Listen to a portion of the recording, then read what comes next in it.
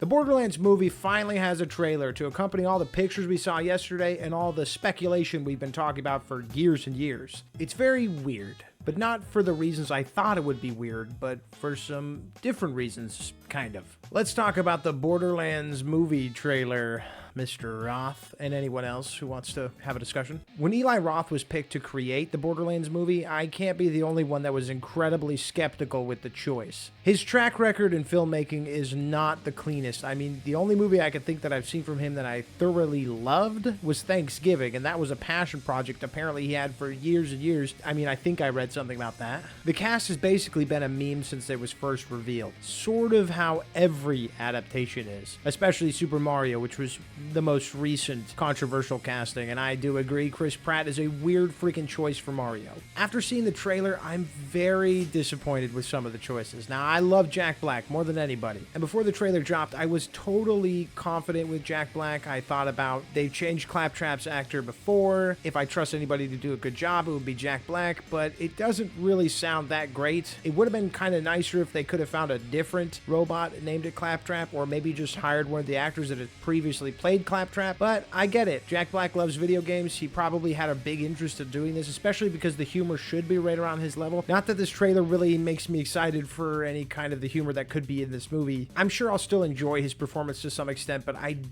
really don't think he's a great pick for it. I love the guy, but it just didn't sound right the whole time. And he's probably the only character you can get away with bringing someone back from the video games to play, so what the hell? There was one person who actually surprised me, and this might be controversial. I don't know how people are talking about him, but I actually think Kevin Hart looked pretty good as Roland. At first, I was worried we'd get the whole Kevin Hart shtick, you know, the I'm short, I can't do anything like everybody else, and I'm always messing up, and I'm such a goofball shtick, you know, basically height jokes the entirety of the movie. But he played it more serious than I thought, at least in the trailer. I'm actually kind of excited to see how he plays the character entirely. He was probably the most serious presence of everyone in the trailer, which is how I see Roland. I don't see him as a giant goofball. He's lovable and he will crack some jokes, but everyone in the Borderlands universe is lovable and that cracks jokes. That's just how it works. I was surprised, and I think I might actually enjoy Kevin Hart as Roland. Who could have saw that one coming? There was one pick that I absolutely love from the beginning, and that is Jamie Lee Curtis as Tannis, and I think she looked like she was doing a good job.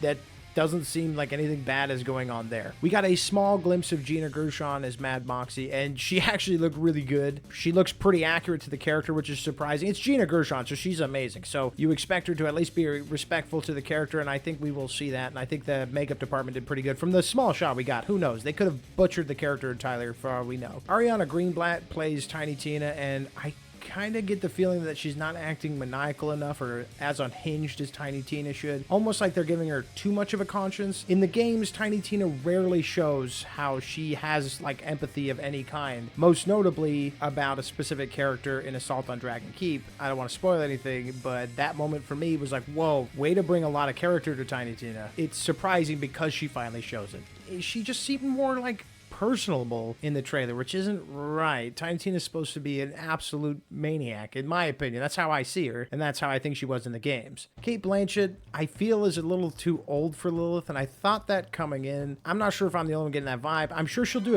a decent enough job, but I feel like they could have cast someone a little younger. It's been mentioned that this movie will not take any story from the games and it will be its own brand new thing. That's all well and fine, but because you've done that, you have an opportunity to make a story that includes some characters, which you did, and you can make them do whatever you want. Open up this universe if you really want to do that. So I'm confused why we're missing a good group of characters, not to name them all. We did not see Scooter, we did not see Ellie, we did not see Axton, Sal, Zero, Mordecai, and Nightwing.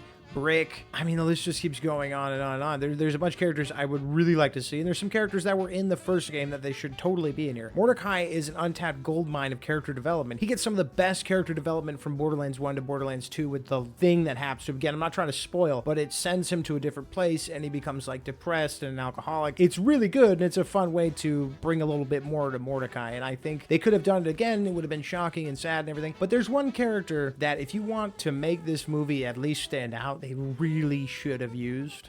He's like not a well-known character in the Borderlands universe. You probably don't remember him, but it's just the greatest character written in a video game maybe ever, at least in my opinion. To me, Handsome Jack became the face of the Borderlands story once he was introduced. I've never felt that interested in a character since him in Borderlands 2 and even the pre-sequel. He's just so goddamn complicated and written so well. Let's be honest, this movie's probably not going to do great. It'll be mid at best, judging by the trailer and the pictures and everything. If that's the case, why don't we put as much good in as we can and give us this one big Borderlands movie that we can enjoy and at least see some characters brought to the main screen, even if the actors aren't doing their best or they're not the best casting choice. That's the thing about Borderlands. Everyone thinks it's this big, goofy shitpost, but it's so much more than that. There are so much to the characters. Okay, it's a funny exterior, but on the inside, there's a lot going on. There's internal wars and there's external wars, and as you go on through the games, you really start to get to know them, get feelings for them, you know? I mean, everybody loved when Sir Hammerlock got fucking married and shit. Like, that's dope. That was cool to see after some time. And the stuff with Bloodwing and Mordecai, obviously. Like, I already mentioned how much attachment I had to that. Let's not even forget the pre-sequel, giving Claptrap this amazing backstory with its DLC. It's not just piss and poop jokes, which the trailer managed to squeeze in piss and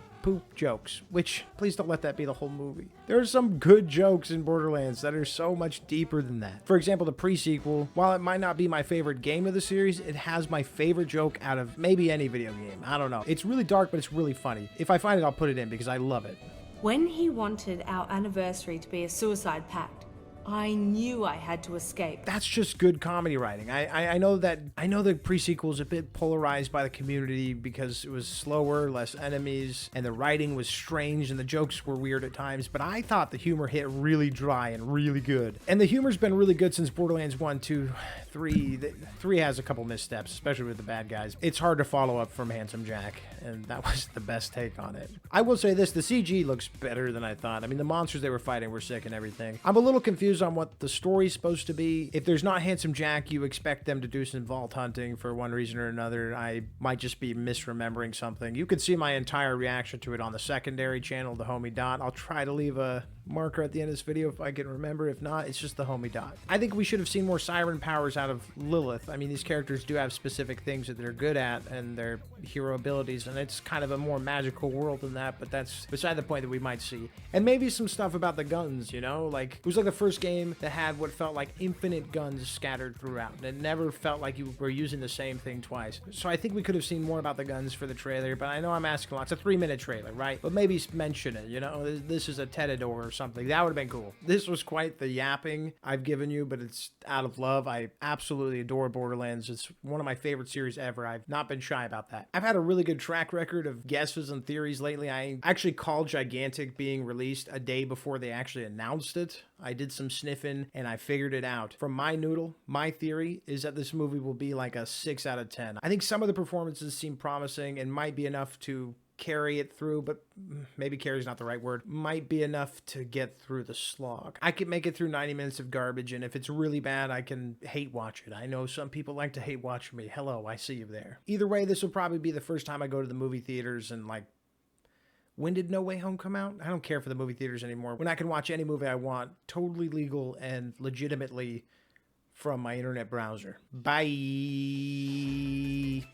If we want to talk soundtrack, indie alternative is literally the bread and butter of Borderlands. Wait a second, you bring up a good point. Borderlands has always been backed. In fact, everything Gearbox always has. They had like Jet, they had Cage the Elephant. They made Cage the Elephant popular with the Borderlands 2 trailer. Like, what?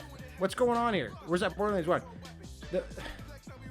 Why isn't it indie music? Alternative music. That's what the games are fucking from, dude.